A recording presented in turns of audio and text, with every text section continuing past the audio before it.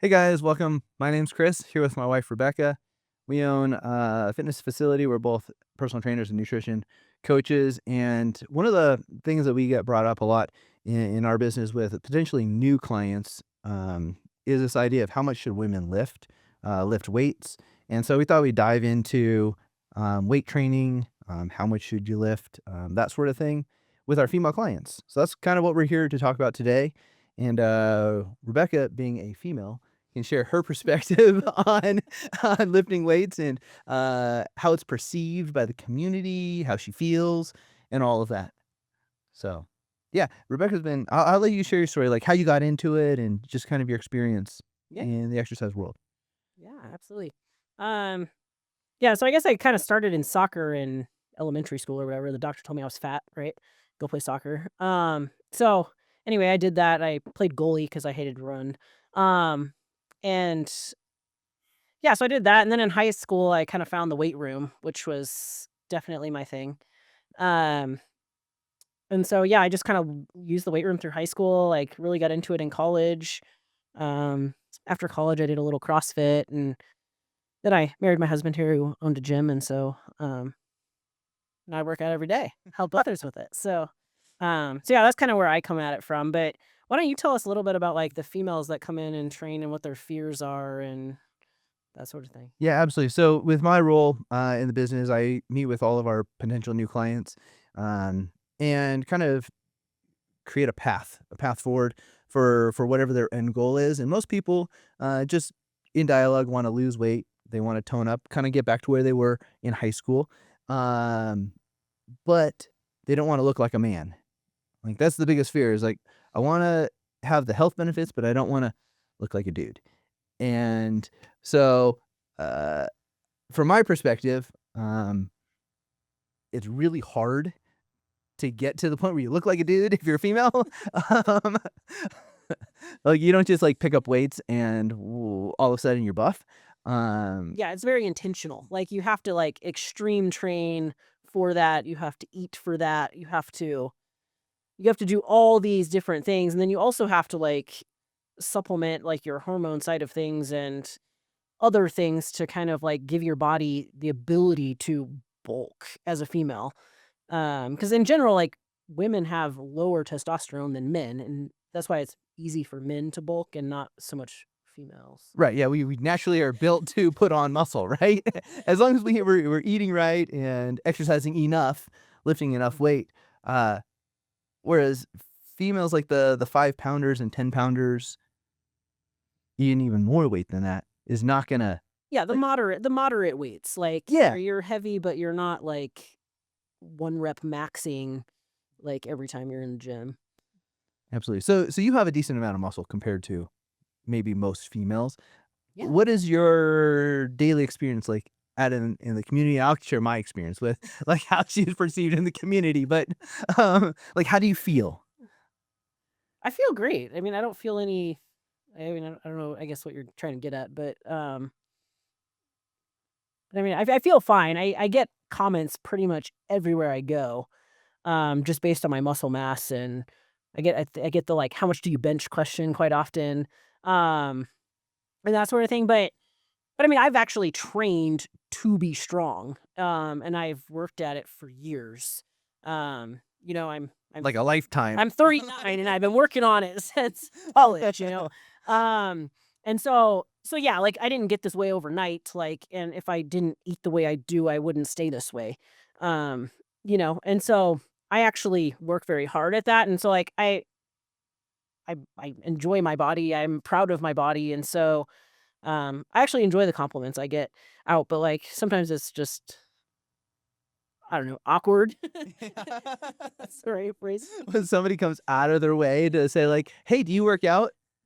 Yeah, obviously. Yeah. For the question. And actually, we've been together a long time now. Like, we have 2 kids, and so going through the pregnancies and the post kids and the body going up and down, body composition wise, Yeah. like weight training has kind of been a staple for you, but your body's changed over the years.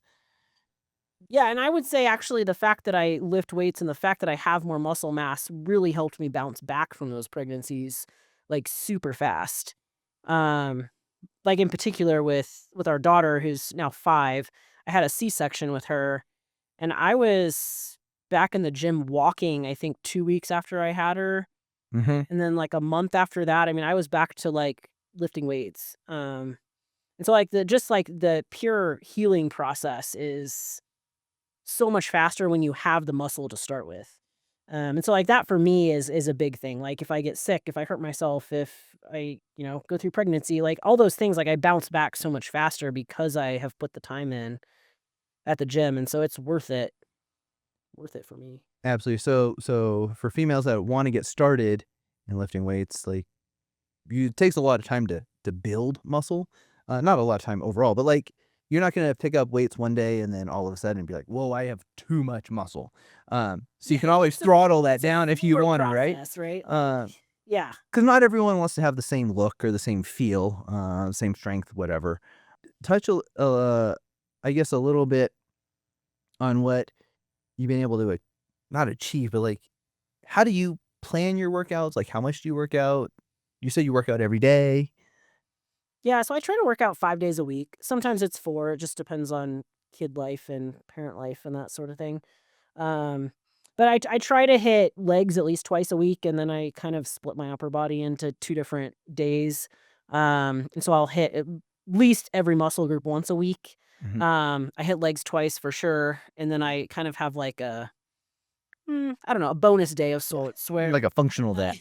yeah, so, like, sometimes it's a functional day, sometimes it's a mix of upper body. It just kinda depends on how my body feels for the week and Yeah. Yeah, absolutely. Thinking through just the science of having more muscle on our body, yeah. um, like, you get to live it, experience it, but by putting the stresses on the body, like, you you promote bone density, you promote muscle mass, you promote a lot of, strength building things. You said something about bouncing back faster or healing Yeah. faster. Um, have you ever looked into, like, what speed females lose muscle mass or bone density or whatnot? Like, if we're not actively trying to build, Yeah. like, what happens to the body? Yeah, absolutely. So yeah, like, once like, females, like, after I think, like, your 30s or into your like, once you hit 30, like, I think you lose somewhere between, like, 3 and 8% of your muscle mass, like, every decade of life once you hit 30. Um, so, like, women just, like, start dropping weight. So if you're not working out, like, you're losing the muscle you have, right? If you're working out, you're keeping that, and then if you're doing more, you're building. Right. Right. I actually heard something about, like, the stem cells as well. So, like, our cells in our body that can become anything, those also start to slide over time. Not that exercise promotes it, but it's like the whole body doesn't recreate the same as it does when we're in our young years, Yeah, right? Our yeah. teens and our 20s, right? Like, so we actually have to put something back in Yeah, to get yeah, you have better. to refuel it, yeah. Yeah, yeah. Um, Yeah, and muscle is a really slow build too. Like, you're not gonna put on 20 pounds of muscle in the next year. Like, just like you're not going to. Um, and so, like, if you're losing 3 to 8% of your muscle, like you almost like have to work out if you wanna like keep it, like exactly. just like maintain it. Work out just to maintain. Yeah. Yeah. Yeah. I read in the past that and through our client experiences, like, we can work on building, like, 1 pound of muscle, like, true dry lean mass, Yeah. a month. Like, that's a very fast pace to grow muscle, right? Absolutely. Same for you, right? And so, if you're thinking about starting a workout routine, like, know that, hey, picking up weights, exploring what it feels like to weight train, like, you're not gonna get huge overnight. Clients that I've worked with in the past, we start doing arms or upper body stuff, and they start to say like, "Oh, my shirts don't fit or they're tighter." Um, there's probably a little bit more going on body composition wise, as well as like nutrition wise, than just I picked up weights and now I'm building a lot more muscle. Yeah, because in general, is muscle weighs more than fat, right? So, like, Yeah, density density wise. wise. And so, like, if you put on muscle but you're losing fat, you should shrink inches wise. Exactly. Exactly. I guess going back go ahead. Well, I was just gonna ask you, like, I know you've, like, worked with a number of, like, ladies of various ages, and Yeah. I know, like, working out and building muscle, like, improves your mental health, it improves your mood, um, and that sort of thing, like, I know you've had a number of clients that have kind of experienced some of that and have kind of found themselves in the gym, if you will. Mhm. I don't know if you wanted to touch on 1 or 2 of. Well, I think that when our clients start building muscle, weight training, taking, like, ownership of their body, there's a confidence boost that happens.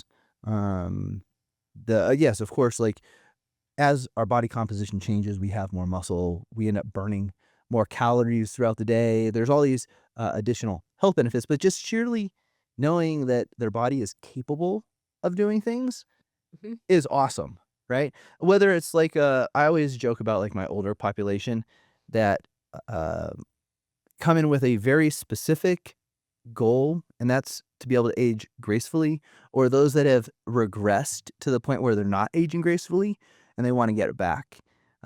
Probably my favorite client that I ever met with just in a sit-down consultation, she was in her mid to late 80s and, an older lady, of course, but she came in after being stuck on a toilet in a public bathroom, and, she's like, "Chris, I don't ever wanna be stuck on a toilet again." I was like, "You know what? We can help you with that." And so, it was just the sweetest, most genuine thing, but for somebody who literally has a movement limitation, a strength limitation, like, that is tremendous for her, like, a tremendous problem. Being able to help through that, it's amazing. Um, so, of course, exercise, lifting, nutrition, putting all of those together is how we got there, but, Yeah. um Yeah, and then I think, like, the top thing, I think for me with, like, the muscle mass gain and holding on to it is, like, this idea of muscle mass leads to longevity, and so, like, there's more and more studies coming out, like, every year there's tying muscle mass to your longevity, and it's showing, like, a risk in heart disease, it's showing a risk in cancers, it's showing a risk in or a lower risk in, Mhm, things like diabetes and that sort of thing, and so, with all of that, it's leading to longevity for people who have really focused on their muscle mass, um, as they age, right? And so, like, I think for me, like, that's, like, a huge piece, right? Like, you have 2 little kids, like, I would love to see them, like, grow up and have kids and be in a place where I can actually, like, play with the grandkids when I'm that age, right? Like, mhm. Yeah. and so, like, the You set longevity. yourself up for it now. Right? If I work for it now, I'll be good, when that time comes, and I won't be trying to catch up. Um, and so for me, like, that's a huge piece of, like, why I lift weights. Like, I wanna be able to do the things. Like, I don't wanna have to as a female, I don't wanna have to look at you and be like, "Will you pick this up for me? Will you move this for me?" Like, I don't really want to rely on somebody else to do daily functions Mhm. for me, and so if I'm, like, stronger than I need to be, like, I'll be fine. And so, like, that's kind of my. I was working with a client just this morning, had this same conversation. She's in her mid-30s and, went out to get the I guess, like, the chicken food or the sheep food, I don't know. She was moving, like, a 55-pound bag of animal food of some sort, right? And her conversation with me was her husband literally asked her if she had help getting it out to the car and putting it in the car. She looked at me talking about her husband like, "Why would I do that? I'm just gonna pick the bag of food up and put it in the car, right?" Uh-huh. Yeah. So, uh, it's empowering, right? Yeah, it's very empowering. Like, even at the grocery store, like, they offer to, like, take your groceries out to the car or whatever, like, no one looks at me and is like, "Do you need help?" Yeah. Like, I don't ever get that question. Bummer. But yeah, so, talk a little bit, about, like, if, like, people watching this are females, like, wanting to get started and are maybe scared to be bulky or that sort of thing, like, will you talk a little bit about, like, what's the best way to go from, like, doing nothing to like getting started. Yes, absolutely. So I guess there's a couple different ways you could go about it, but if we just want to talk very simply on hey, I currently don't exercise or lift weights, resistance training. So like even if it's a female, it's I go into the gym and I run on the treadmill. Like you're already fit, maybe thin, but don't have the muscle mass that you want or you want to build muscle mass. You can reach out to a professional, or like you can go to YouTube. You can find resources for different exercises to choose. But simply starting with like a 2, 3 day a week routine, saying like, "Hey, I'm gonna do a lower body day. I'm gonna do an upper body push day and an upper body pull day," right? So it'd be 3 days, manageable to fit into a week. And then when you're like, "Geez, how much do I do?" Right? You're gonna just basically use your gauge of how much weight to lift, of what's challenging. Like if the weight that you're using isn't challenging, then it's not enough weight. And when you're saying, "Oh, how many reps do I do?" Like, I wanna tone, I don't wanna get huge. Like, shoot for somewhere between, like, 8 and 15 reps, right? And the reps aren't quite as important as the amount of weight that you're lifting. So, if you pick up a weight and it's light, keep going. And if you get to 15 and it was still light, then it probably wasn't enough weight. Yeah. And then you just keep going through that. So, like, how many sets, how many reps? Like, 3 sets of an exercise to start with, right? 8 to 15 reps is your target, and it should be heavy or challenging, right? So say you're gonna go for 10 reps and, get to that 10th one, and you're like, "I could probably do 1 or 2 more repetitions or movements with that weight." That's probably an appropriate weight. Yeah. Um, and then as somebody evolves and gets more comfortable, their training age, how long they've been working out for, lengthens, then you get more sophisticated and change your sets and your reps and your weight and undulating and all that jazz. Yeah. But really the most important thing is just to like a couple days a week, just lift some weights in some capacity And the weight should be and the challenging. weight should be challenging, right? But like it's not as important to be super programmed in and dialed in at that point. Right, right. It's just doing something that's comfortable for you. Yeah. 1, 2, 3 different exercises for a muscle group. When I'm meeting with clients initially, I let them know like, "Hey, 2 or 3 days a week is what you need to make progress. 4 days a week, 5 days a week, like, that's just, like, extra, right? Bonus. Bonus, it's bonus, and if all you're gonna do is work out 1 day a week, yes, it's probably good, it's probably maintainable at 1 day a week, but if you're starting out, you're gonna feel like you're constantly starting. It's never gonna get easier, it's just gonna feel hard. Yeah. Yeah. You're gonna feel like you work really hard and don't see the benefit. Yeah. But if you're going, yeah, 2, 3, 4 days a week, really 2 and 3 is the sweet spot. Alright, so, we live a busy schedule, right? We run our business, we see clients, we have kids, we have kid activities. Um, how do you find time to work out? But then also, like, for somebody starting out, how would you recommend they find time? Because we all live busy schedules. Yeah, absolutely. Yeah, and the busy schedule is it's all about time management, right? And what's your priority in the day. And so as long as you make it a priority, like you'll get it done, right? And that's my mentality with everything, right? And so I typically try to get my workouts in the first part of the day. I find that if I can do it before I get into work, before I get other things that sidetrack me, I'm more focused and I can just like get it done and then I can move on. And then whatever happens in the day doesn't impact my fitness level, my workout, my movement.